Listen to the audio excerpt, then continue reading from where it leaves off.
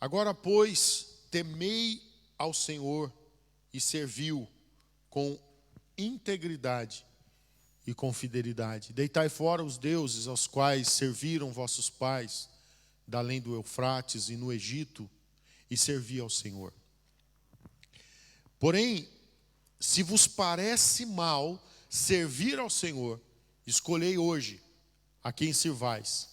Se aos deuses a quem serviram vossos pais, que estavam da além do Eufrates, ou aos deuses dos amorreus em cuja terra habitais. Opa, não terminamos. Aqui tem uma parte principal que já estava indo para frente. Vamos ler juntos a última frase aí? Vamos lá?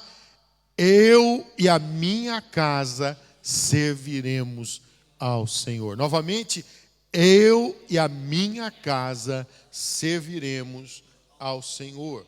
Verso 16. Então respondeu o povo e disse: longe de nós o abandonarmos o Senhor para servirmos a outros deuses. Porque o Senhor é o nosso Deus, Ele é quem nos fez subir a nós, a nossos pais, da terra do Egito, da terra da servidão. Quem fez esses grandes sinais aos nossos olhos e nos guardou por todo o caminho em que andamos, e entre todos os povos pelo meio dos quais passamos.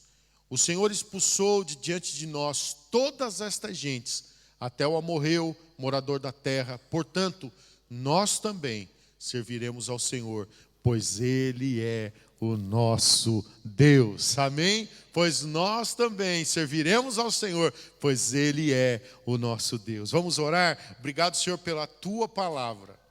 E agora, Pai, fala conosco, Senhor. Fala conosco, Deus, uma vez mais, por graça, por misericórdia. Muito obrigado por estarmos aqui juntos na Tua casa. Obrigado pelos meus irmãos, obrigado pela família da fé aqui em Jersey. Obrigado por aqueles que eu posso vê-los aqui presencialmente, aqueles que estão também nas suas casas.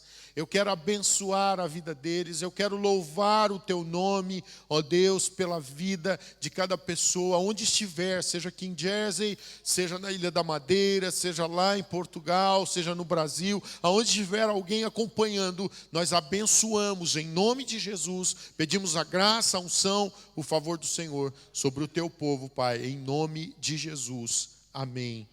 E graças a Deus. Amém. Hoje eu quero trazer uma ministração dentro daquilo que estamos aí tratando desse propósito de guerrear pelas nossas famílias. E eu quero trazer como tema desta noite, vencendo em família. Vencendo em família. Eu quero trazer este tema para nós pensarmos nesses próximos minutos e sermos abençoados com aquilo que Deus tem para nós. Eu quero deixar também aqui, registrar a palavra de gratidão da missionária Rosemary. Rosemary hoje está completando 80 anos de idade, não é? E a igreja pôde fazer parte, fazendo aí um cartão bem pequenininho desse tamanho aqui para ela, né? Então você que fez parte, assinou, hoje podemos entregar para ela. A pastora Isabela preparou uma cesta muito bonita também para entregar em nome de todos, em nome da missão cristã portuguesa, não é? E nós louvamos a Deus aí pela vida da missionária Rosemary. A Rosemary, ela está congregando mais lá na igreja de São Paulo, ela nos acompanha aí mais na transmissão, né? Mas ela continua nos auxiliando, nos ajudando, ela continua, ela foi uma peça fundamental no início da igreja, e até hoje ela nos ajuda muito em alguns processos. Hoje mesmo nós estávamos numa reunião de manhã e era algo assim que envolve leis, envolve algumas situações mais delicadas aí da língua inglesa. Então ela estava também nos ajudando, não é, na tradução. Então a Rosemary, ela até hoje é muito útil. Ela faz parte, né, hoje mais aí acompanhando de longe, mas faz parte também da nossa comunhão, e nós oramos por ela, né? Sabemos aí que ela foi alguém tão importante para nós, passou uma fase difícil, aí mesmo a nível até mesmo físico, não é? Mas o Senhor tem operado na vida dela. Continuamos orando pela vida da Rosemary. Nós louvamos a Deus por ela e ela mandou a gratidão à igreja pelo carinho, não é? Ela se sentiu muito amada, muito querida, e nós fizemos questão de fazer parte deste dia da Rosemary, porque ela faz parte da nossa família da fé também. Foi alguém tão importante, e numa data dessa, dos seus 80 anos, nós fizemos parte desse dia. Mas eu quero pensar então aqui hoje, dentro do processo de vencer em família, que nós temos aí um desafio. Temos um desafio que não é um desafio atual. Eu queria que você pensasse que o desafio de vencer em família já é um desafio desde o início. Já é um desafio que nós vamos ver desde a história da criação, que Satanás tentou destruir a família. Quando nós vemos a história, por exemplo, de Abel e de Caim, o que nós vemos que aconteceu ali? Um homicídio. Aonde? Na família. Um irmão que matou um irmão. O que é isto? Isso é o propósito do diabo. A Bíblia é clara em dizer, e o Senhor Jesus fala que o ladrão, que é o diabo, é Satanás, ele veio senão para roubar, matar e destruir. Agora Jesus falou, eu vim para que vocês tenham vida e a tenham com abundância. Jesus deseja que a gente vença. Ele deseja que a gente vença em família. Ele deseja ver nossas famílias abençoadas, restauradas. Ele deseja ver plenitude, irmãos, nas nossas casas. Deixa eu lhe dizer, diante de um tempo como esse que nós estamos vivendo, onde estamos realmente guerreando pela nossa família, a gente precisa guerrear mesmo. A gente precisa tomar posicionamento, tomar uma posição. Nós não podemos entregar nossa família para que Satanás faça com a família aquilo que ele quer fazer. A gente já sabe qual é a ideia dele. Jesus já nos alertou. Jesus já falou que ele veio para roubar, matar, destruir. Então, nós precisamos estar atentos e termos o entendimento de que o desafio continua. O mesmo desafio do início não é atual, é em toda a história. Em toda a história existe um inimigo das nossas almas, Satanás, que está tentando destruir. Mas a gente precisa entender, e aqui eu já quero partir para o primeiro princípio que eu quero pensar em você. A primeira coisa que eu quero pensar com você nessa noite é: acredite em sua família. Família é projeto de Deus. Acredite em sua família, porque família é projeto de Deus. Então a primeira coisa que eu queria que você entendesse é que a família é projeto de Deus, é ideia de Deus. Se o diabo quer destruir, o Senhor é que constrói a casa, a família. É o Senhor, é a ideia dele. Então, quando eu olho e vejo que a ideia de Deus, eu preciso então ter um entendimento de que se o próprio Deus acredita em nós como família, ele não acredita em você simplesmente como um indivíduo. Ele acredita em você como família. Se o próprio Deus acredita em nós, que é possível nós como família vencermos, irmão, por favor, em quem que você tem que acreditar? Em quem que você se espelha? Quem que você está olhando? A gente precisa olhar para o Pai, amém? Nós precisamos olhar para o Pai, a gente precisa se espelhar em Deus, olhar para Ele, olhar para o Pai, olhar para o Filho, para o Espírito Santo, e a gente saber, irmãos, que isso é um complô do inferno para destruir a família, há uma ideia já lá do céu para trazer a bênção sobre a nossa casa. Irmãos, e eu preciso entender que Deus quer que a gente viva bem em família. Sabe, irmãos, às vezes a gente se entrega às coisas que o diabo já conseguiu fazer. Às vezes a gente se entrega, não tem mais jeito. Quem disse que não tem? Quem disse que não tem? A gente precisa ter a compreensão que Deus é aquele que tem a capacidade de fazer novas todas as coisas. Aí talvez você diga, pastor, mas é tão difícil, é tão complicado. É difícil para você. Sim, eu compreendo que é difícil.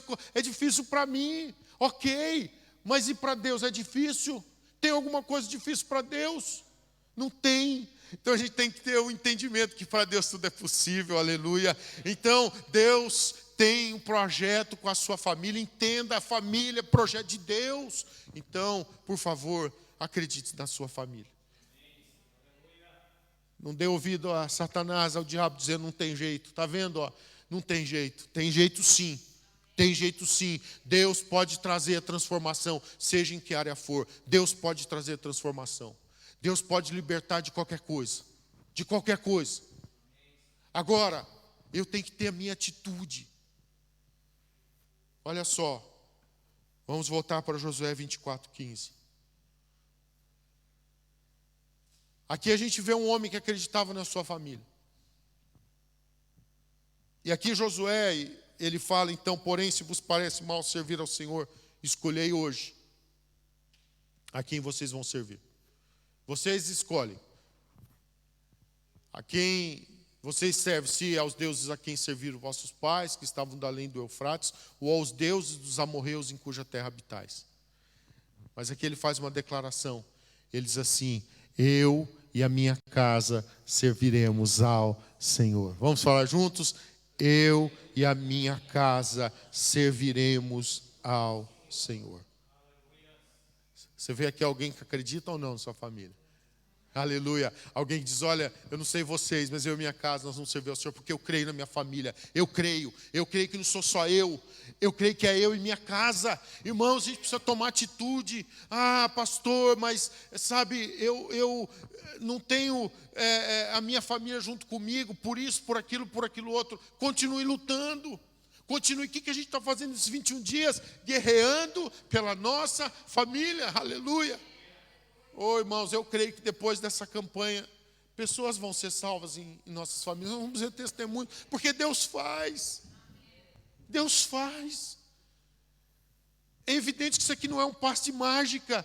Não é você fazer uma campanha e já está. Não, isso aqui é para estimular você. Na verdade, isso aqui é para estimular cada um de nós.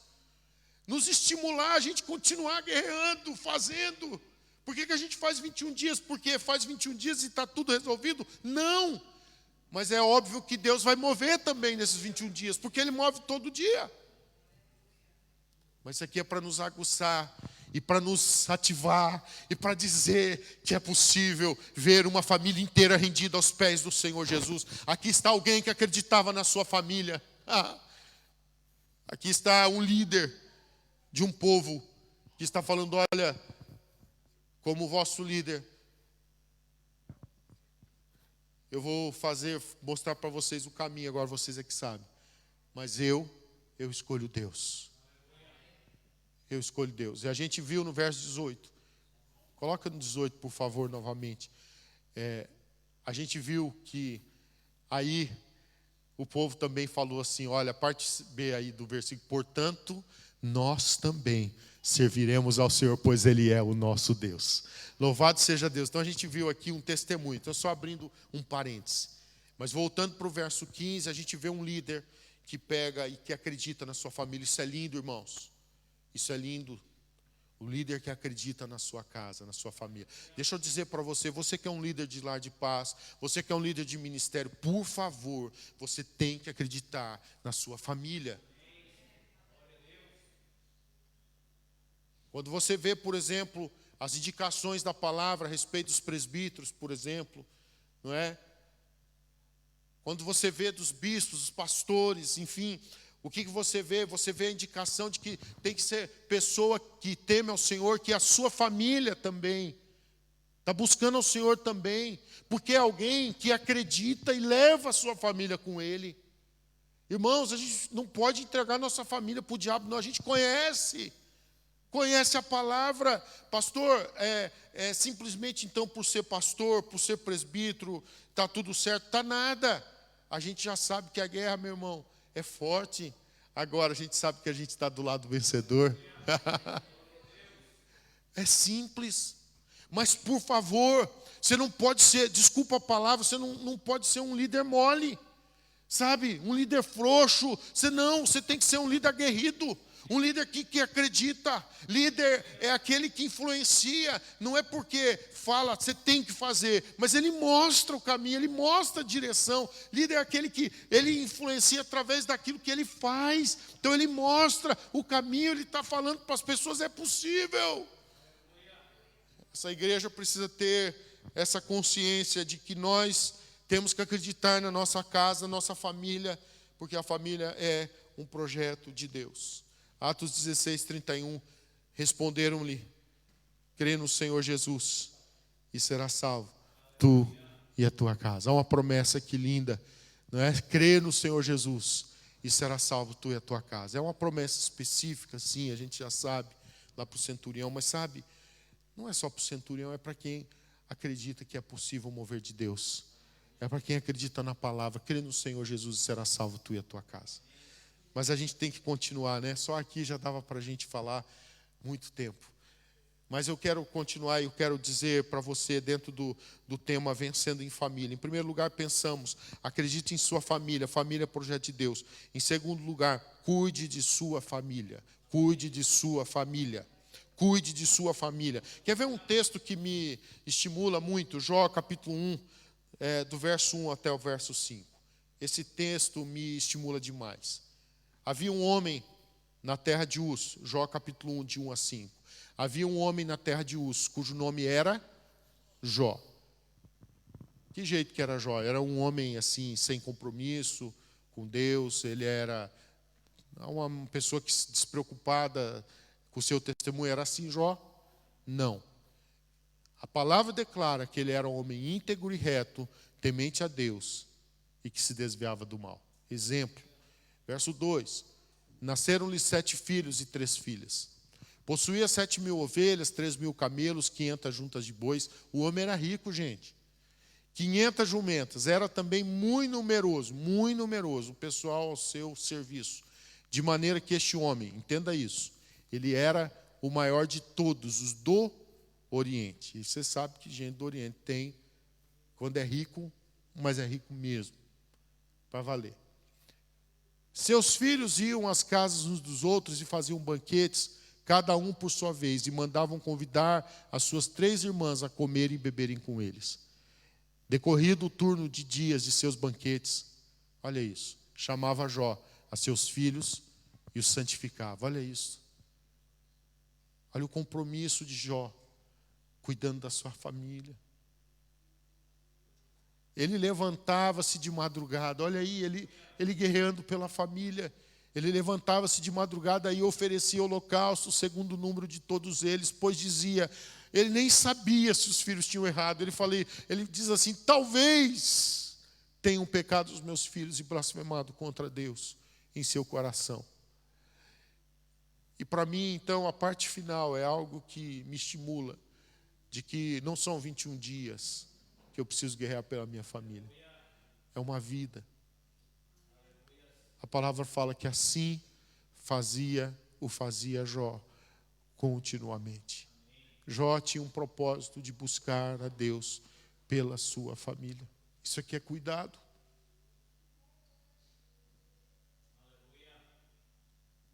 Isso aqui é cuidado. Cuide da sua família. Como que você vai... Pastor, meus filhos não querem saber. Pastor, sabe, eu sei, irmãos, que às vezes a coisa é complicada. Talvez você já veio para a igreja, seus filhos não vieram, não conheceram o Senhor. Talvez você é a única pessoa da sua família que serve ao Senhor. Deixa eu te falar, sabe, entenda uma coisa, que com Deus é maioria, você com Deus é maioria onde você estiver. Então entenda que você vai estar sozinho, talvez, fisicamente na sua família, mas você vai estar em maioria porque Deus está com você. Então deixa eu te falar, tenha o entendimento que você pode cuidar da sua família espiritualmente. Você pode ser uma influência para eles. Você pode abençoá-los. Você pode fazer a diferença em oração. Mas para isso a gente tem que orar, né, irmãos? Para isso a gente tem que ter vida de oração. Para isso a gente tem que ter a nossa postura. Para isso a gente tem que saber que A Bíblia fala que tem tempo para tudo debaixo do sol. Agora a Bíblia fala que uma coisa que a gente tem que fazer o tempo todo. O que é que a Bíblia fala para fazer sem cessar? Não é estar no Instagram o tempo todo, no Facebook. A Bíblia fala, orai sem cessar. É um desafio, e uma das coisas que nós precisamos estar levando a nossa família em oração, na presença de Deus. Cuidando da nossa família. Jó é um exemplo incrível de alguém que cuidava da sua família. Eu quero estimular você aqui esses 21 dias. Não seja simplesmente um tempo que você guerreie pela sua família, mas que seja um start, um início de algo novo, para que você viva clamando a Deus pela sua família. O poder da oração. Sabe, irmãos, Deus pode. O diabo, ele trama realmente contra nossas casas. Mas o poder da oração, meu irmão. Louvado seja Deus. Eu tenho um exemplo de pais que oraram e que não fica no passado, mas pais que oram. Eu tenho exemplo de pais que uma das coisas que eu sei que eles nos ganharam foi porque eles oravam por nós. Eles oravam e dos 5 filhos vivos, uma de nossas irmãs faleceu, mas dos 5 filhos vivos, todos servem ao Senhor e todos têm compromisso ministerial. E todos têm suas lutas e suas dificuldades também, é óbvio. A gente é tudo humano. Temos nossos problemas e dificuldades, mas a gente tem visto a mão do Senhor sobre nós. Uma das coisas que nós aprendemos, que nossos pais deixaram como herança, a vida de oração. Vida de oração. Vocês sabem, irmãos, eu não sou religioso em relação a isso. Vocês sabem muito bem. Vocês sabem que eu não sou de ficar insistindo que você tem que orar X hora, tal hora, mas você tem que ter vida de oração. Eu não sei do jeito que você vai fazer, mas uma coisa eu sei, você tem que orar. Eu não sei o que jeito, eu não sei. Eu sei que a gente está numa comunidade étnica, numa comunidade de imigrantes, de pessoas que vêm para cá e que tem que trabalhar muito. Eu sei que é complicado. Eu sei que você trabalha muito. Mas se trabalha muito, pode orar muito também, porque você pode estar do jeito que você está concentrado, não é fazendo o seu trabalho, mas você sabe o seu compromisso com o céu, você sabe o seu compromisso em clamar, em buscar o Senhor, em estar ligado com o céu. Então, meu irmão, minha irmã, eu não sei o jeito que você vai fazer, mas você tem que orar. Eu tenho que orar. Eu não sei que jeito que nós faremos, eu não sei qual a dinâmica que você vai buscar, mas por favor, ore. Por favor, busque a Deus. E uma das coisas que nós temos que fazer é a oração. Então, a palavra para você é: cuide da sua família orando. Cuide de sua família jejuando por eles, levando eles à intercessão. Por favor, fale menos e ore mais. Por favor, entenda que uma das coisas que a gente cuida da família é falando pouco. Falando pouco. É falando mais com Deus. É apresentando a Deus. Às vezes a gente não aguenta, fala demais. Cuidado. E eu quero partir para o terceiro e último princípio. Estamos falando sobre vencendo em família. Em primeiro lugar, acredite em sua família. Família é projeto de Deus. Em segundo lugar, falamos que cuide de sua família. Eu tinha um versículo, vou passar por causa do tempo, vamos passar para o terceiro princípio. Então, eu quero partir para o terceiro e último princípio: manifeste o reino de Deus no meio da sua família. Vamos ver juntos? Manifeste o reino de Deus no meio da sua família. Deixa eu ler um versículo que para mim é chave. João capítulo 15, verso 12. O meu mandamento é este: que vos ameis uns aos outros, assim como eu vos amei. Uma das coisas chaves que eu preciso entender, que eu tenho que manifestar o reino de Deus na minha família, é amando.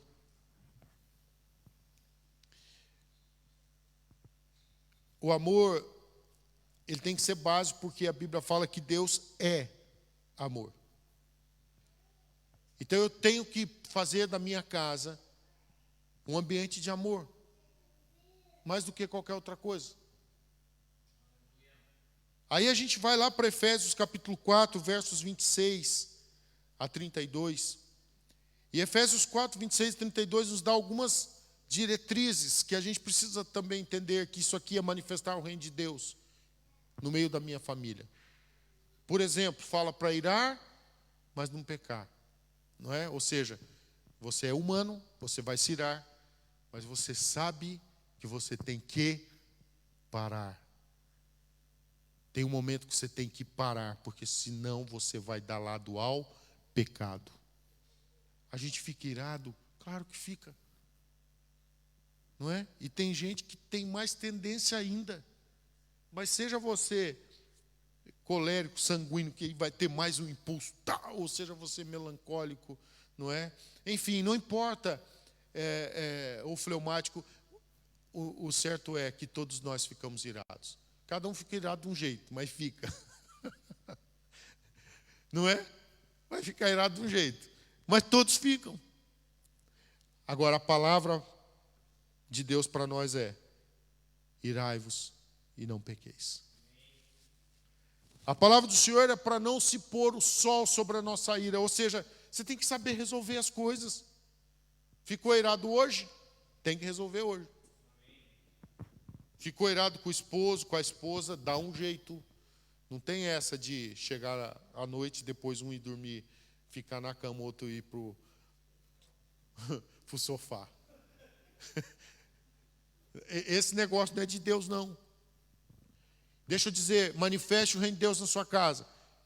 O negócio azedou, vai dar um jeito de colocar açúcar. A gente sabe que azeda. A gente sabe. Agora, a gente precisa entender que nós temos o Espírito de Deus que vai nos ajudar a gente ir para frente, irmãos, a gente resolver as situações de conflito. E quando eu falo conflito, irmãos, conflito não é de briga, não é de ir por corpo a corpo, não é nada disso. Em nome de Jesus, aqui não pode ter entre nós, amém? O conflito que eu falo é conflito de ideias, é conflito de coisinhas, eu falo, tem que ser coisinhas, porque se for coisa muito grande, aí cuidado, porque aí o negócio, então, acho que você já está, não é? Está complicando a coisa, então você passou os limites. A Bíblia, portanto, fala: irai-vos e não pequeis, não se põe o sol sobre a vossa ira. E aí a Bíblia fala assim, olha, e nem deis lugar ao diabo. Até um ponto é normal. Até outro ponto, ou você resolve com Deus, ou você vai ter que resolver com o diabo. E aí, estenda isso, por favor. Entenda, isso é muito claro. Até um ponto você resolve com Deus. Passou daquele ponto, você vai ter que resolver com o diabo. Por quê? Deu lugar ao diabo. Quando você está na mão de Deus, você tem um Deus misericordioso, né? Você tem um Deus que é justo, só que ele é misericórdia também. Ele é amor também. E o diabo? Você vai encontrar amor no diabo? Não. O diabo é ódio, irmãos. Quando Deus é amor, o diabo é a manifestação do ódio. Ele veio para roubar, matar e destruir. Então ele quer acabar. Entenda isso, ele quer acabar com o seu relacionamento. Então presta atenção. A gente precisa manifestar o reino de Deus na nossa casa. Então, em nome de Jesus, a gente precisa manifestar amor, não ódio. Em nome de Jesus, a gente tem que ter a graça do Senhor, a unção do Espírito Santo sobre a nossa boca, sobre a nossa vida, a nossa mente, o que nós vamos falar. A gente precisa ter a unção do Espírito Santo de Deus sobre a nossa vida, irmãos. A gente tem que ter a palavra temperada, a gente tem que entender isso. Então a Bíblia continua: aquele que furtava, não furte mais, antes trabalhe, fazendo com as próprias mãos o que é bom, para que tenha com que acudir ao necessitado. Aí já vem, olha só, não saia da vossa boca nenhuma palavra torpe, e sim, unicamente, a que for para edificação. Quantas famílias estão sendo destruídas porque pai e mãe não sabem dosar o que fala? Eu quero dizer para você, manifeste o reino de Deus através do que você fala. Está complicado? Pois é. Cuidado com o que você vai falar, porque às vezes Às vezes um filho está fazendo uma coisa errada e você já dá uma sentença. Às vezes o filho está errando com algo que ele não é, mas você já sentencia ele, você já fala, dá uma sentença. Às vezes o filho não está indo bem na escola, você já fala, seu burro. É assim que você deve fazer? De jeito nenhum. Você tem que abençoar ele para que ele seja inteligente. Às vezes o filho está sendo preguiçoso, seu preguiçoso.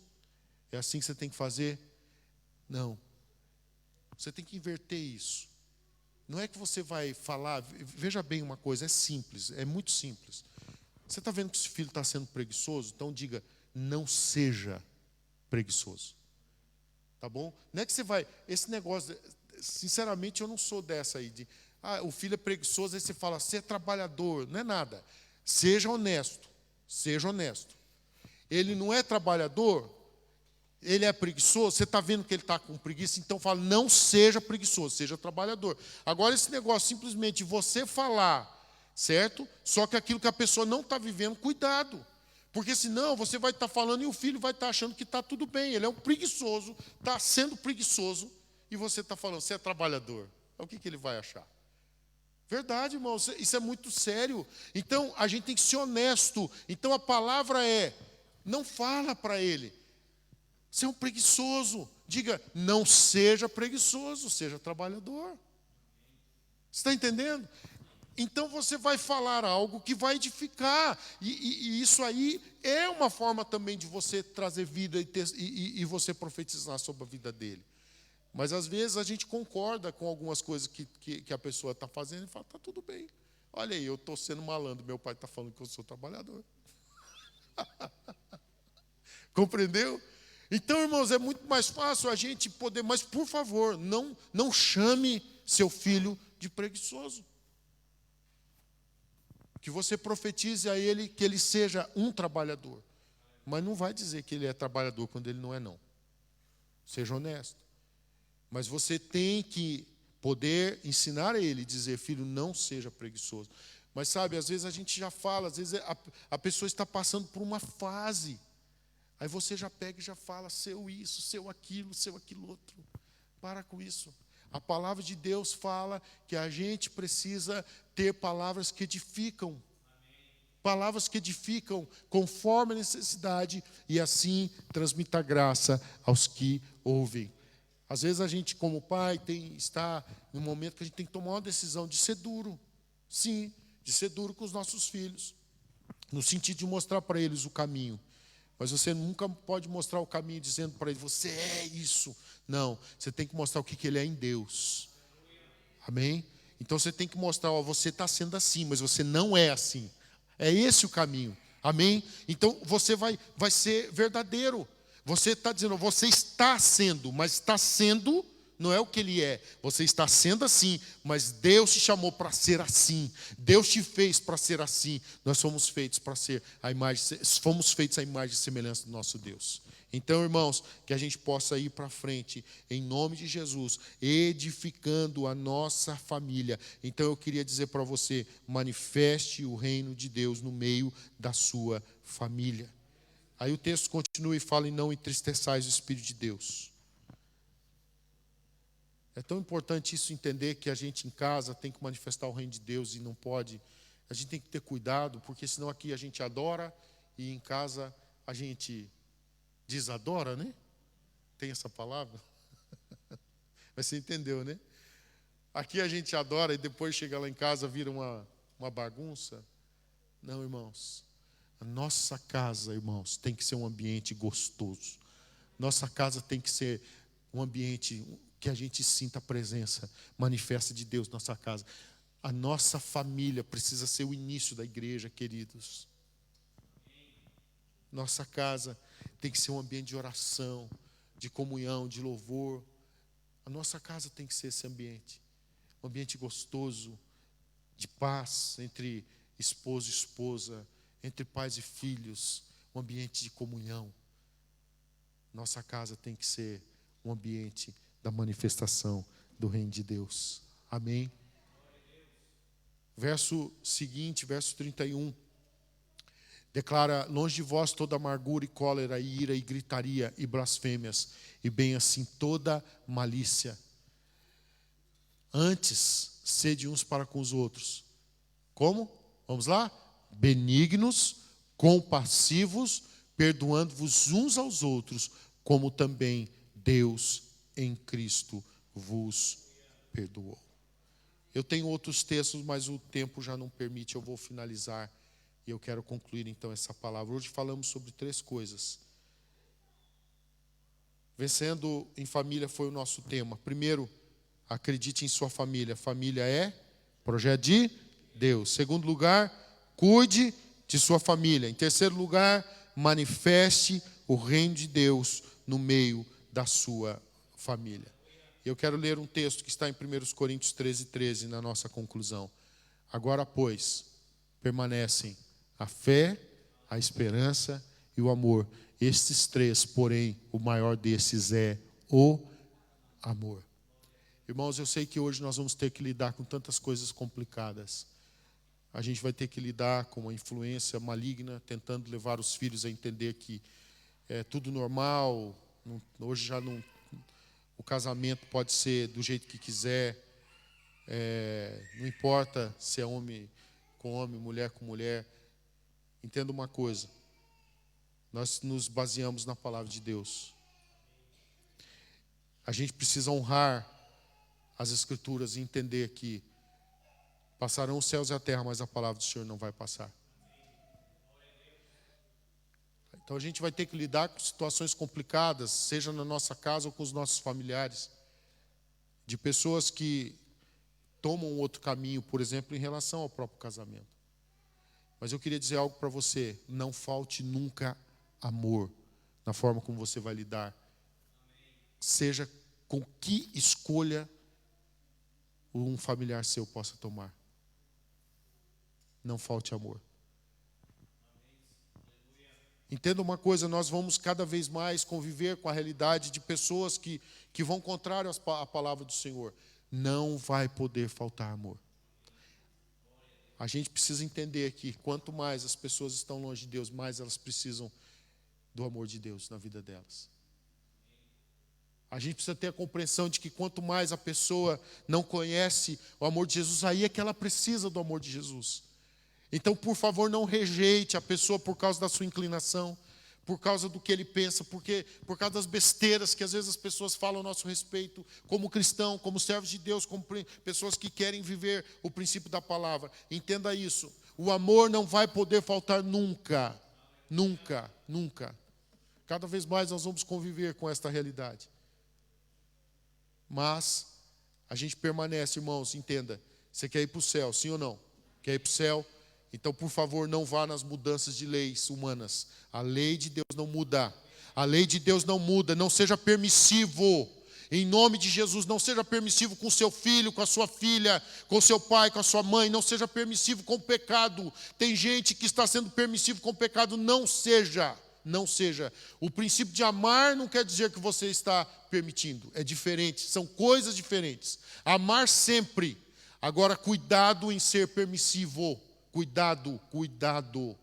É preciso sermos firmes com a palavra de Deus. Para vencermos em família, eu não vou poder ser permissivo. Para vencer em família, eu tenho que entender que a minha família tem que ser santificada. E uma família não será santificada vivendo em pecado, vivendo no adultério, vivendo na mentira, vivendo no roubo, vivendo nos pecados sexuais, enfim, seja lá o que for. Uma família não é santificada com permissividade. Mas entenda, irmão, o amor tem que ter sempre. Pessoas podem estar envolvidas no pecado, do jeito que for, talvez situações mais terríveis possíveis. Nós nunca podemos deixar de amá-los. Nunca. Mas, por favor, entenda isso. Uma coisa é a permissividade. E outra coisa é o amor. Não confunda, porque eu tenho que amar, eu vou permitir. As escolhas são pessoais, é cada um que vai se resolver com Deus. É cada um que vai dar conta diante de Deus. Mas, por favor, entenda, não seja você um juiz, por entender também que você não pode ser permissivo.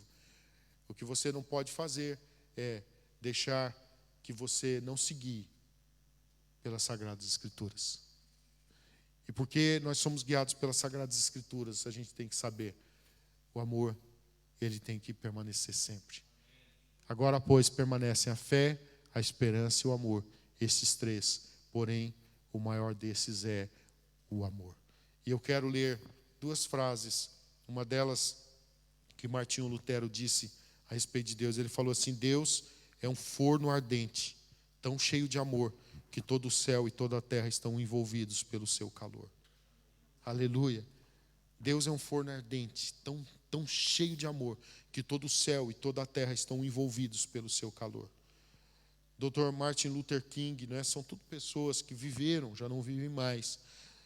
Martin Luther King certa vez disse assim: precisamos descobrir o poder do amor, o poder redentor do amor, e quando fizermos isso, faremos deste velho mundo um mundo novo, porque o amor é o único caminho. Amém? Porque Deus amou o mundo de tal maneira que deu o seu Filho unigênito, para que todo aquele que nele crê não pereça, mas tenha vida eterna. A gente precisa entender o que é realmente o amor que salva. O amor que salva é aquele que é compreendido aonde a pessoa aceita esse amor, aceita e recebe o amor do Senhor sobre a sua vida. Irmãos, eu queria que você continuasse numa batalha de oração pela sua família. Eu queria que você continuasse numa batalha de intercessão pela sua casa. E não só pela sua casa, mas pelos seus familiares. Mas uma das coisas que você tem que ter em mente: Deus quer salvar a minha família. Deus quer salvar a minha família. Deus quer salvar a minha família. O que vai adiantar uma família toda bonitinha por fora indo para o inferno? Vai valer alguma coisa? O que vai adiantar filhos que vão bem na escola, na faculdade, no trabalho, gente que está prosperando, gente que está indo bem demais, está voando nas coisas físicas deste mundo, mas estão indo para o inferno?